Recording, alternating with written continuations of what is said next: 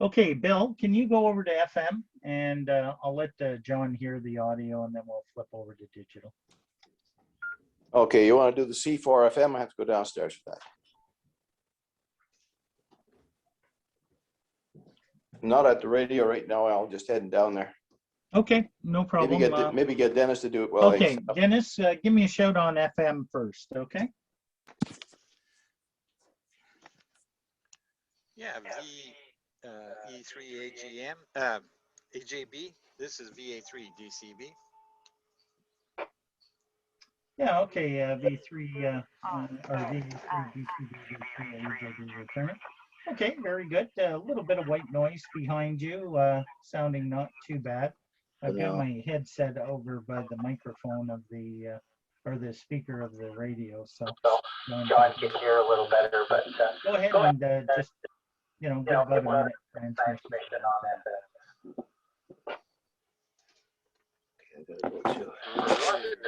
Roger there, Al. Here I am here in Garson here, and it's 23 degrees here, so it's warming up. But anyways, you're coming in. There's a little bit of noise in the background on FM here, but it's nothing major really. And what else could I say? Test 1, 2, 3, 4, 5. There you go. 5, 4, 3, 2, 1. Back at you, Al. Okay, perfect. Now come back to me on C4 FM.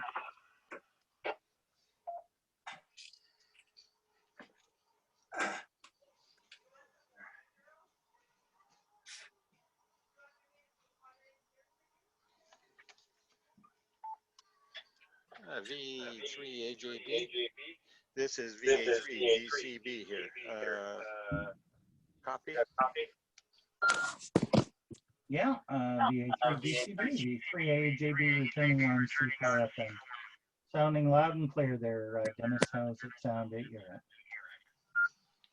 Need to get somebody else that's noisier on FM. Roger D, they're out. You're coming in nice and clear. No static in the background. Very good contact. Son of a gun, it's clear compared to the FM. I'll tell you, out here in Garson, you're coming in clear. Hey guys. Okay, perfect. Sounds good. I'll go back to the computer here for a minute. Hey guys, maybe you should mute your computer audio while you're doing that. We can hear both the voice from the microphone, both microphones. We can hear your headset microphone and we can hear the radio, and it's kind of confusing. Okay. Oh.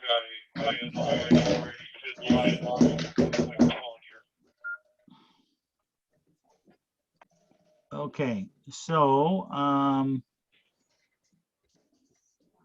what do I need to do then to make it just sound? mute your computer audio, your microphone on the computer, so that we don't hear the computer. Well, then how would you hear it coming across Zoom? Well, somebody has their radio on other than the people talking. Yeah, we have to have somebody listening. The radio's on, and I guess their mics are on Vox too. Okay, can everybody mute on Zoom, please, then? We have to have one person with a radio listening.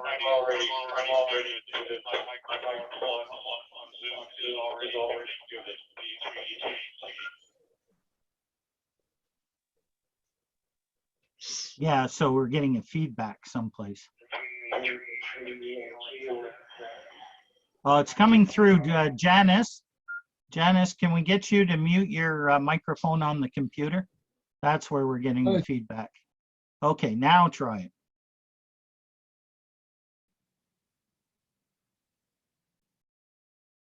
it. There we go. Okay, that's perfectly clear. There's no feedback now. All right. So go ahead there, Dennis, give one more transmission.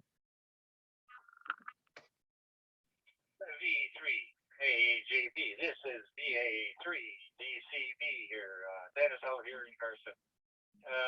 Nice and clear when you're coming through. I'm on mute on the Zoom. And son of a gun, what else can I say? I hope everybody can hear it clear. So get back to you there, Al. VA3 AJB, VA3 DCB. Okay, thanks, Dennis. All right, so did you hear that okay, John? Yeah, I know it came through fine. And yeah, basically my general question was, I guess when you switched over to digital, do you appear to get more range out of the repeater in the digital mode? But I guess it's because you've only have been operating for a week like this, it's too early to tell, but that's where you're going to find out on the fringes, because technically it should give you a little bit better coverage out on the fringes when people are operating in the digital mode. But I guess you have to be out there moving around to see what it's like in that known space where, well, normally it's a little iffy here on analog, but then you switch over to digital and it's like full quieting sort of thing. So I'm just wondering if anybody's been able to determine whether it's doing that or not.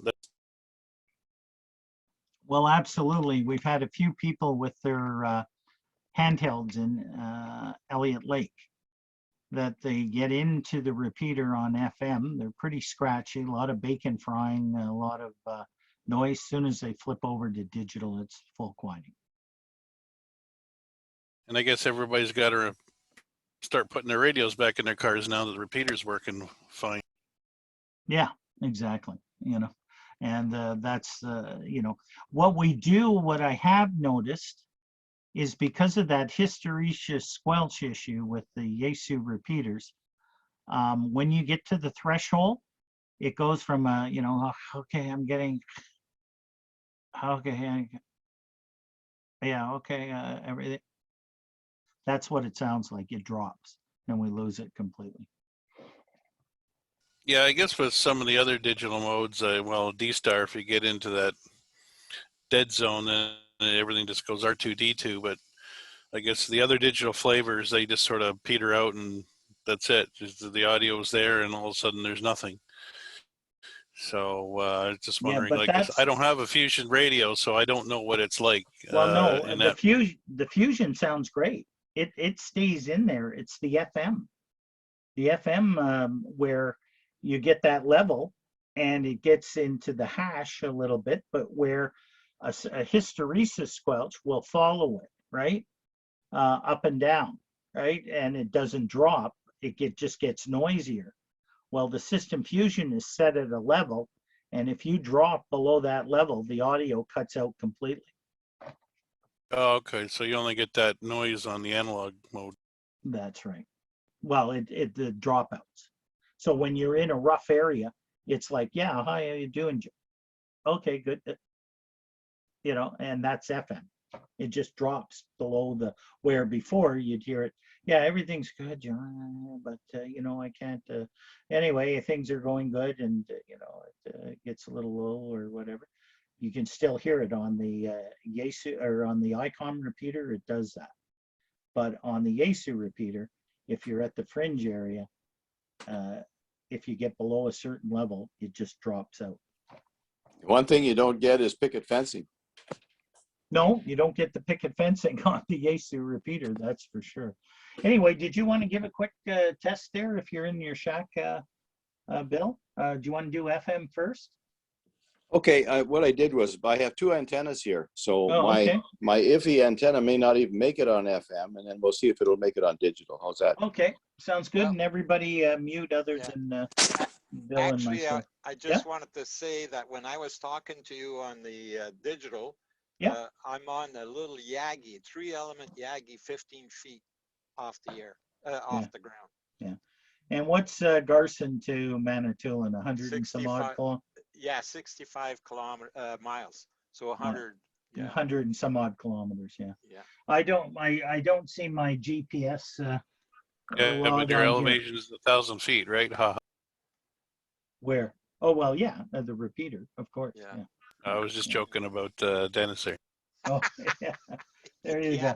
go. Okay, Bill, go ahead. I'll try V3 DK here on RLI. Oh, you're copying me okay. This is the antenna that's not the best. Yeah, a little bit of white noise there, but you're coming through, no problem. There's only 2 bars showing on this little 3200. So I can try dropping it to 5 watts to see what happens. Okay.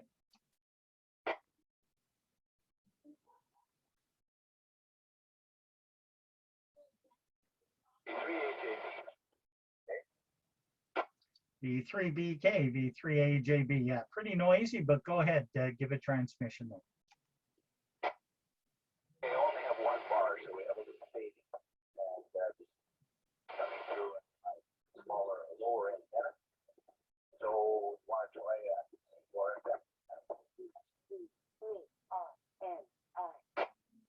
There's our idea. Yeah, go ahead, flip it over to C4FM.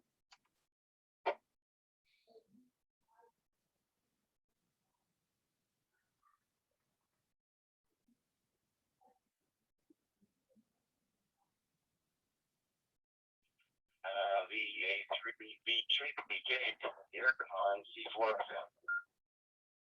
Yeah, okay, a little bit of dropping R2D2, but go ahead, take it away.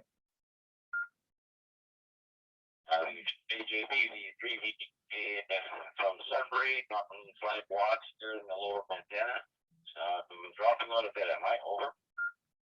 Well, just a little bit on the rounded areas, a little bit of packet issue, but full copyable.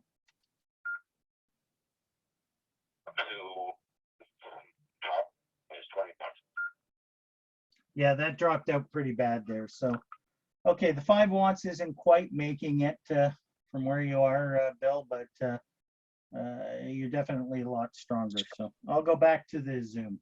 Thank you. V3AJB click. Okay, V3AJB, V3BK. This is 20 watts or whatever on CF4FM. Okay, full quieting 20 watts, no problem. So there you go. So a little bit of dropout on the low power. So What distance is he, Al, to MRR? well, he's at the 4 corners of Sudbury, where Dennis is up in Garson, north of Sudbury. Okay. So he's probably not as far, maybe 90 kilometers as the crow flies. Yeah, I think I'm 75 or something to the cottage. Okay, yeah. So, yeah, you know, I mean, that's still quite a distance on 5 watts, still able to key up the repeater, you know. Yeah. I mean, And that, it's, that antenna that I was using is only 20 feet off the ground. That's one of those knockoff, you know, the dual band antennas that are about 15 feet long. oh, okay. All right. So, I mean, yeah. Is the digital outperforming the FM? Absolutely, you know. And if it doesn't, well, then rather than get the picket fencing, we get the dropouts, right? Or we get the R2D2. And I think we've had D-Star long enough to realize that's just a, you know, characteristics of running digital, you know, versus, but locally, Manitoulin, North Shore, Elliott Lake, holy crap, you know. It's the outskirts of, you know, when we get beyond Sudbury or beyond Blind River to the west, that it drops out. But I mean, you know, I don't see how we can do any better. We've got a, you know, a big amplifier. We've got a hot receiver on it, brand new antenna, brand new. We can't get any better than what we've got now, unless, you know, we went to the top of the tower at 500 feet and that way. But do we need a repeater that, with the ability of linking now, you know, we can link. And the nice thing about Elliott Lake and ours, and I'm not sure if the repeater in Sudbury has it, but the LAN board that's connected too. So rather than going through wires X, we can activate the LAN connections, and we don't need a computer at the repeater sites. All we need is internet, Ethernet, and we punch in each other's IP address, and the repeaters link up automatically without having to go through a wires X system or that. And we can turn it on or off, have them permanently linked, or just have them Does that, come on does and that off. just connect them like full time? Like Yeah. you're on one, you're on both? Yeah, it's what they call, John, I'll just grab the manual here for a second. and we bought the board, and Eugene, you can confirm, I think you've got the LAN board installed in your repeater also. It is what they call, here's my manual. It's called the IMRS. Okay, it looks like this. And it's the Internet Linked Multi-Site Repeater System. And it's a setup where basically you go into the individual repeaters, find out the IP addresses. It's kind of like maybe, like Lincoln D-Star DMR. Yeah, like what we've got for the ERS system. You just plug in the internet and do that, and it automatically connects, which is kind of cool. Are you guys planning on hooking up with the Sudbury folks, or maybe the folks at Well, you see, Elliott Lake? the thing is, you need the new DR2 repeater, and you need the LAN board installed. Now, Elliott Lake went ahead, did it. We did it. I'm not sure about Sudbury. Would you know, Luke, if that machine's got the LAN board into it? I mean, it's not that Yeah, much more expensive. You can get it. I don't know, to be honest. Ken would be the guy to talk to. Right. Okay. Well, it could be an additional thing that's installed, and now we could have Elliott Lake, Little Current, and Sudbury all connected on C4 Wouldn't that FM. pretty cool? Be pretty cool. Yeah, and just use that as an just 24/7 on a separate frequency, straight to C4 FM, and have net on that, and have all three. There's your communicate. North Shore net. Yeah, absolutely. And then if an additional system comes online with a DX2 with it, all we have to do is punch in their IP. They put in our IP. It's just like what we've got set up with ERA, John. And just additional system comes online, you just add them to the chain. It's a neat system. Is there like a master, or they just like you just connect them all together and they all talk at the same time? Yeah, but you have the ability to turn one off, like you set up talk groups, like they're called digital groups. So everybody. Rooms, so you got local rooms and Yeah. wide area rooms, sort of deal. Yeah, very similar to DMR type system, like. Okay, well, there you go. Make it Yeah. happen. Oh, absolutely, absolutely. So you could have it on a local channel, and then you can have it on a wide channel where everybody's connected at once. Yeah, and that was the thinking, that when I said to the club, we need to get this extra LAN board, because that's the nice thing, is all you need is an internet connection. You don't have to run a computer. You don't have to go through an HRI 200 box. Now, you don't have the ability to connect to all those areas, but if we want to have one big interconnected system in the north, this is the way to go, and have the ability to connect that way. Yeah, absolutely, on digital, and leave the FM running to do FM stuff, and people that want to buy a C4 FM radio and take advantage of that system, then we've got that ability to. And we don't have to have it on a wide range repeater. As long as you can get into your repeater in Sudbury, in Elliott Lake, and on Manitoulin, then we don't have to have it running off the top of the CBC tower. We can have it on a 300-foot tower on McLean's Mountain, have it running there, and everybody still be able to get into that. But whatever system, so if you're driving from Manitoulin, I get over the Willis or the Nairn Center Hill, and I start getting scratchy into Manitoulin, I just flip over to the Sudbury frequency and bang, their repeater, because I think there's intentions, right, Luke, down the road, to get the 146.76 repeater that's running the System Fusion now up higher on the tower on the Kingsway. And I don't know what the latest is. I haven't been keeping up. Since this COVID hit there, I didn't renew all my cards to get on the properties, so Ken's been the one doing all the stuff. Right. Well, I think that's what the intention is originally, because right now they're just at the base of the tower on a pole or something with an antenna that's 20 feet off the ground on top of the Kingsway, which gives good coverage around Sudbury, but I can't hear it or hit it here. But if it gets up on the tower, you know, you'd be able to work it to the end of the 4 lanes and probably as far as Warren to the west or to the east and French River to the south, I'm sure. I want to thank you, Al. It's been great. Great morning. Okay. Lots of information. I'd like to say 7-3 to everybody. Take care. All right. Yeah. Have a great 7-3, Bob. weekend, Bob. Thanks for coming aboard. Take care. Bye-bye. Yeah, Later, Bob. Later. So, Yeah, see you, Bob. I'm going to say 73 too. No, but just a comment, Al. Yeah. If it turns out that C4FM works okay, I believe the controller could be installed to that DR2. oh, absolutely. It involves a little bit of work and a small addition. So I'll say 73 to Al. Yep. See you, Gene. Absolutely. Yeah, we could do that with the controller. As a matter of fact, we've got a brand new 7330 controller sitting in the box here ready to go with it.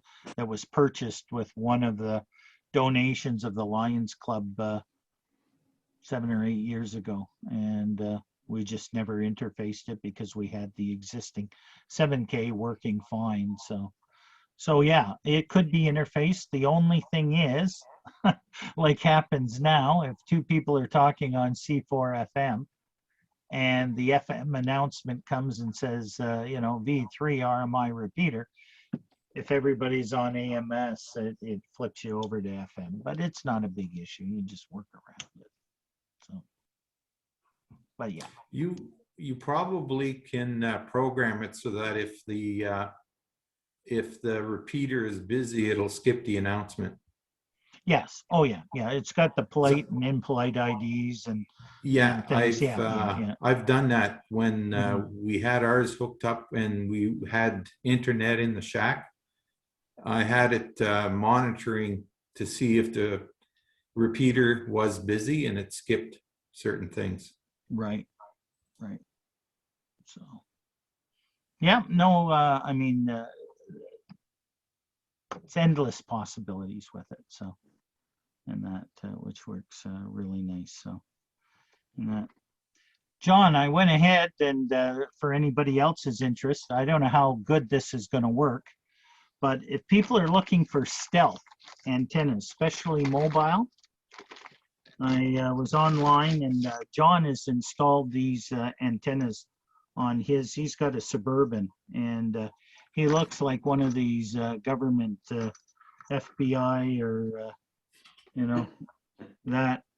So you have a little mag mount antenna, not very big at all. It's got the SO239 connector. This is the size of a, you know, a cookie or something like that. It's a very small. But now I'm going to put on my, what we call stealth antenna. Oh, so it won't handle the 7900 diamond? It was, no, this thing won't handle the 7900 at all. What do you mean? You can't put a 7-foot antenna on that? No. So this is what they call the stealth antenna, dual band, 2 meter, 440. And this is what will be up on top of your roof. Wow. What's the range? Well, if I put this beside the 7300, it's like, you know, comparing apples and oranges, right? But if you're driving it's just around, like a stiff rubber duck. yeah. Yeah. I mean, it's a coiled tuning coil in here, which works very well. I checked it on the analyzer. The SWR isn't too bad, and that. And you know, if you're driving around locally, say in the city of Sudbury, you wouldn't be able to hit, you know, if you drove up on a hill in Garson and hit RMI with your super gainer, you're not going to hit it with this, of course, but you'd be able to hit SRG and work locally around if you didn't want to, a big antenna to, and it's more of a novelty for me right now than anything else. I'm thinking that maybe my APRS unit, the tiny tracker close to, hitting up digipeaters or something like that. Or if I wanted something on Judy's car, because she hates the big antenna on her roof or something, and I'm just driving around Little Current to hit RMI, this works perfect. Nobody even knows it's on your car, right? It's just a little stealth looking antenna. And I'll have to send you a picture of the 7900 on the back of our Honda Fit. yeah, well, Yeah. Looks like a giant antenna going down the road. well, exactly, yeah. And this is, basically what the thing looks like. It's got on the side. Let's see here. Yeah, zoom in, zoom out. Focus. There you go. 136 to 174 and 440 to 470. And it's got the SO or the PL259 connector. So it'll fit on any mount, even if you've got another mount or whatever the case with it. Let me focus. Come on. There we go. Where'd you get that one? I bought it off eBay. I saw it on sale. I was looking at other stuff. They're not that expensive. I think it's like $20 for the mount and the antenna. So you're not spending a lot of money. Mine is from the China. Yeah, yeah. And it comes in one of these green, thinking that it comes from Diamond or Comet or something like that, but there's no markings on it. So it's a makeshift. It's more of a novelty, but I thought, what the hell, $20 and give it a try and see what it'll sound like on the on that. So I just thought It'll work well as the dummy load at least. Yeah, Yeah. yeah, A absolutely. little better than a That's- dummy load. yeah. It's yeah. Don't expect to do DXing on it or anything like that. It's not. Not hill topping with that one, eh? No. Yeah, no. no. Yeah, I've got that's- an antenna that I use in the wintertime. It's just a 19-inch whip on one of those mounts, and it bends when I go in through the garage door. Yeah. So I use it all winter long. I only tried backing in with my big antenna once, then I learned my lesson. There you go. Oh, good. I noticed that you popped in here, VJ. So hello. You've got your hand up, and sorry, we were in the middle of a conversation. I noticed you at the bottom of the screen. I was going to acknowledge you, but anyway, very good morning to you, and welcome aboard. Welcome back to Manitoulin. Yeah, sorry guys, I kind of slept in this morning. I've been working hard all week up the quarry, so Okay, My- very good. my alarm didn't go off, so I went, uh-oh. One of those days. But Al, I just had a question. That stealth antenna, would that work with the ICOM 208? Absolutely. It's a dual bander. The 208 is 2 meter, 440. So yeah, it would work. But like I said, you're limited with it, BJ. I mean, if you've got, a whip that's so long, I mean, that's going to outperform it tenfold. This thing is like if you're driving around within close proximity to a repeater or something, both transmit and receive, I mean, John has it on his car, his vehicle in Toronto, but he's right downtown well, not downtown Toronto, but he lives in Oakville, works in Mississauga area. So the repeaters there, he's right close and they work quite well and that with it. Here on Manitoulin with rock cuts and distances and stuff, I think you'd find if you put it on there, the thing works like crap. It doesn't, it's not meant to be a big performer, but if you're driving They work around, not too bad on UHF. They're not so good on the VHF side. yeah. So the UHF repeaters, a little better, but yeah, they're, again, it's more stealth, right? Right. It's yeah, you lose something with losing, like Janice was saying, her big whip there, the porcupine going down the road is going to work extremely well. Go ahead, Stan. You got your hand up there. Oh boy, this is like a classroom. It's really polite. Go ahead, buddy. Oh, I see you're unmuted, but I'm not hearing any audio. Yeah, this headset doesn't work. Am I on there now? Yep, you're sounding great now. You'll Oh, notice okay. if you're coming through, you'll see the box around your screen changes color. Oh, okay. Oh, yeah, that's right. There we go. Yeah, about that stealth antenna. A few years ago, Ramsey Electronics. I don't know if anybody knew about Ramsey Electronics. He had these incredible electronic kits that he sold. He moved out of the kits. He was from New York City. I got a chance to talk to him a couple times. He was a ham as well, but he made this kit. It was an AM radio antenna, and what he did was it was sort of like the stealth in a way because it was a coil more than an antenna, and he claimed that they were working in this big old warehouse in the States, in a metal warehouse, and he was able to get an AM radio station far, far away using the magnetic component of the signal. So, and of course, the magnetic component goes through things a lot better than electrical. So I wonder if that stealth would work in a place like Toronto where you got a lot of buildings in the way. And just wondering if anybody heard anything about that, because I know the magnetic component will definitely go through things as opposed to the, and if you're saying that the, the FBI are using it, then I'm thinking they're in big cities with big buildings. So just a thought.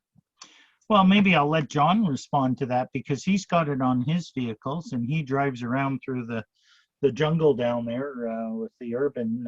So, John, you got any comments on it? Yeah.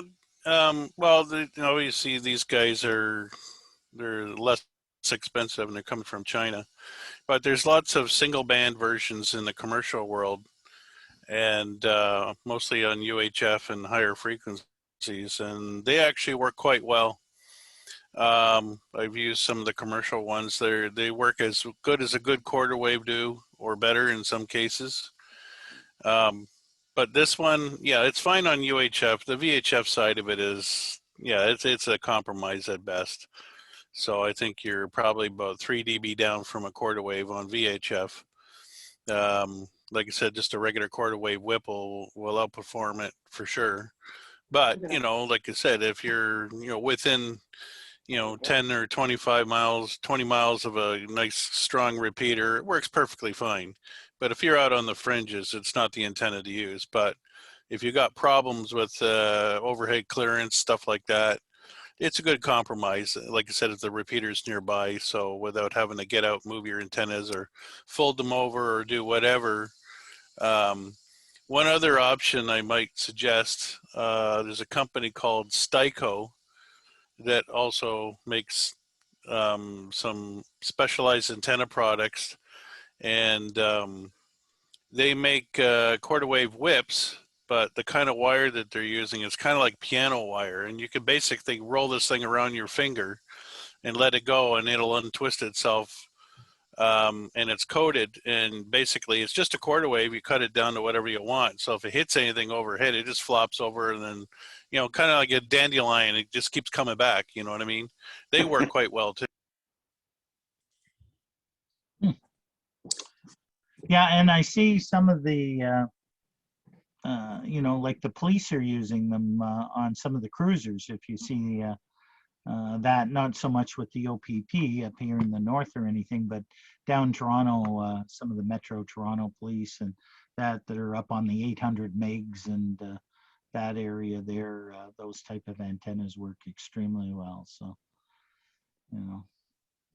and it saves somebody coming along and yanking the whip off their cruisers or something. So, Yeah, that being said, as far as low profile for VHF, they're few and far between. So you're probably better off with just, like I said, one of those Styco piano wire or quarter wave whip antennas from that point of view. Like I said, you hit anything, it just flops over and then springs right back. No coil required because it's kind of built into the wire. But for UHF and all the other frequencies, there's lots of little stubby antennas like this out there, and they all work pretty good. Yeah. Yeah, that whip that I'm using works well on UHF as well. So it's kind of handy that way. It don't damage your radio if you have one of those on and you got a dual bander. Yeah. Yeah, the VHF quarter wave whip is also known as the poor man's dual bander. You can actually use it for UHF because it's 3/4 wave. So that's a really inexpensive dual bander that you might want to consider. It depends on your situation. Of course, everybody, when you get out in Well, if I'm doing my drive up to Manitoulin, I like to put the big whips on there. I run the Larson dual band 270s on there. Had great success with those things over the years. They may not have the highest gain out there like some of the Diamonds and Comets and all that, but they do a pretty damn good job as far as fringe action. So that's my preference when I'm out on the road trying to do all that DX while I'm driving. But in the city there, if you need to have a compromise situation where you got to park underground or something like that, these guys work perfectly. Yeah, I got one of those Experimenting 7900s with on my this van. And this to reach Manitoulin because digital, if I want to play with digital, I have to use this, and that means I have to fool with switching antennas and everything. So I've been fooling with this idiot thing, and it actually works. I know it's stupid, but I can reach Manitoulin. Is that with a coffee can. bazooka? It is. I wish it was a bazooka. You know, you drink the coffee, you make sure you get a metal can, and you just throw in an SO239, a piece of copper wire, bingo bango, antenna, and it's got some reach. Yeah, no doubt, no doubt. I was going to say that. Can you shoot potatoes out of it? No, I want to build a new potato cannon, though. I miss my potato cannon. God, that thing was fun. 50 feet away, you can fire a potato, and there's nothing left when it hits a tree. They're awesome. Good way to let off some steam. Well, they're legal. I was working at Center for Forensic Sciences, and we were talking. I went up to the firearms lab and asked them about the potato cannons, and they said, "Well, the way we measure it is if it can penetrate the sclera of your eye, and it does a penetrating thing, then you can't use it. It's a weapon. It's legally a gun." So as long as you're just using hairspray as a propellant, why not? Yeah, it's great fun.